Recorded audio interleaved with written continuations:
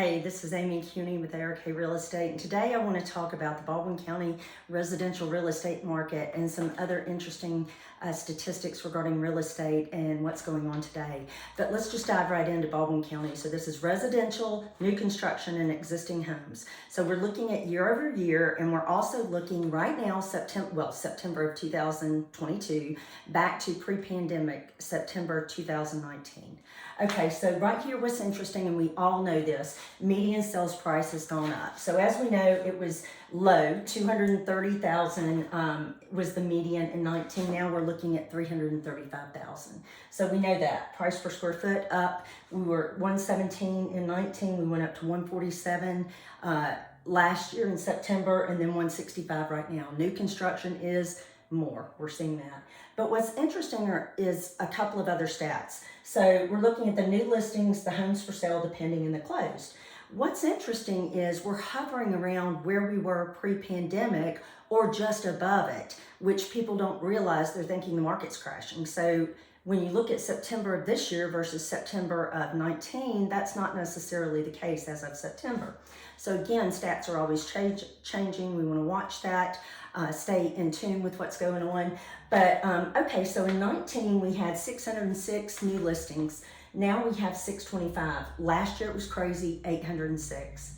So homes for sale, this is also very interesting, 2,500, knocking on 2,600. Well, last year our inventory massively dropped. Homes were flying off the market. 1,248 homes right here for sale. Right now, we're still incredibly low. You might look at that number and go, well, that's 1,400 homes. Well, we're still hovering 1,100 less than what we had in 19. People are still moving. They still have to move here. They still have to move out of here. Real estate's still selling. So another thing we have to look at are the pending home sales. So September of this year, we had 501 residential. 2019, 482. September, of course, last year, crazy year, 618.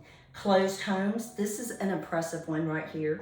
2019, September, 499. So 500, we're looking at 611 this year. So we are closing homes. Last year, we were at 766. So you can look, we're about 150 off from last year, but that's pretty dang good considering last year. Days on the market, obviously we know 48 days on the market, which is great for a home, but it dropped last year to the craziness of last year. 8 days on the market, we're still at 12 on average. Month supply, so we're still in a seller's market, and I know a lot of buyers have a hard time understanding this. They hear the news, they read the headlines, but they don't dig a little bit deeper. Again, people are still having to move, regardless of interest rates, and we'll talk about that in a minute. So 4.8 months of supply in September of 19. Last year, September of 19 dropped 1.8. And then now, September of 2022, we're at 2.3. Still low month supply. We're still seeing it's a seller's market, so just kind of keep that in mind. We're seeing a deceleration in home prices and some price adjustments getting more normalized and back to where it probably should be, where we had this massive growth last year. So we're going to see a normalization of the market. Now, what's going to happen? Who knows? The economy, the election, all sorts of things, jobs. The jobs report was good today. It was strong. So, it's interesting to watch that. But I'm going to give a couple of facts to you. So Freddie Mac yesterday talked about every week they come out on Thursdays with the 30-year fixed rate mortgage as well as the 15-year and such and such. But right now it's at 6.6%. Well, a lot of people go, wow, that's high. Well, a couple of things to note, and I'm also going to show you a historical chart to kind of keep it in perspective, is that when you're paying rent to someone, you're basically paying 100%, not 6.6%, because the other person has purchased that property and they're getting the return on the investment. So while you think 6.6 is high, they're actually getting that return. They may refinance, they may have paid cash, who knows, but they're going to make that money back somehow, some way, somewhere. Rents are forecast to go up, so just so you know, so home prices are going up. Obviously, people who have financed or for whatever reason, those rents are forecast to go up.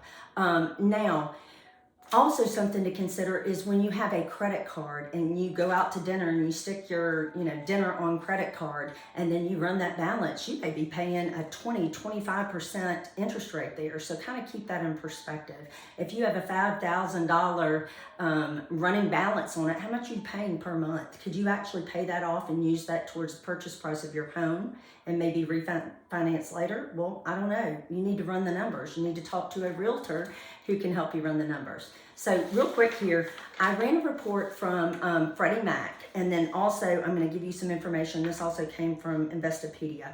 But since 1974, we have had 10 recessions, and if you want this chart, I'm happy to send it to you. I printed this information right off of their websites as of just a little while ago. So we've had 10 recessions, and I want to show you that back in 1971, we had a 7.3% interest rate. Again, you're going to see my scratch just like I've got up here. So right now, keep that in perspective. We're at 6.66 right now as of yesterday. So in 74, it jumped to 10.03, okay? Then you're going to see it in the 80s and 81 jump from 16.35 all the way up to 18.53.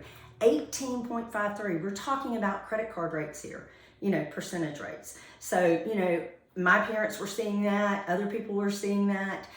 So we have to keep it in perspective when we've had such incredibly low interest rates. It's all about your perspective, the time frame. Again, those rates were high for back then, but people did it. They still bought houses. They had to move.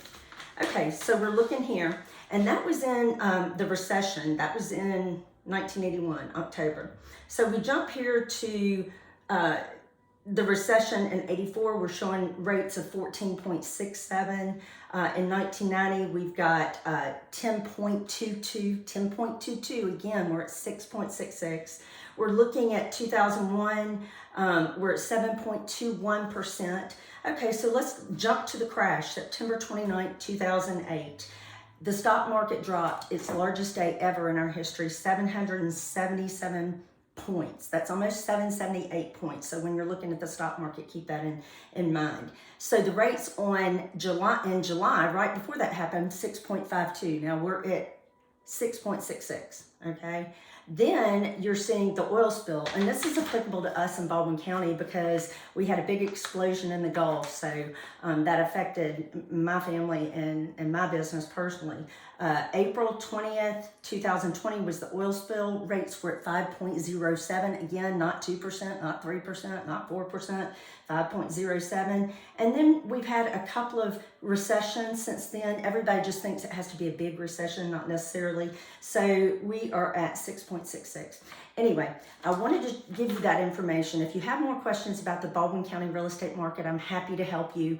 But anyway, I hope y'all have a great weekend. And it's a beautiful Friday on October 7th. So I will talk at y'all later. Bye.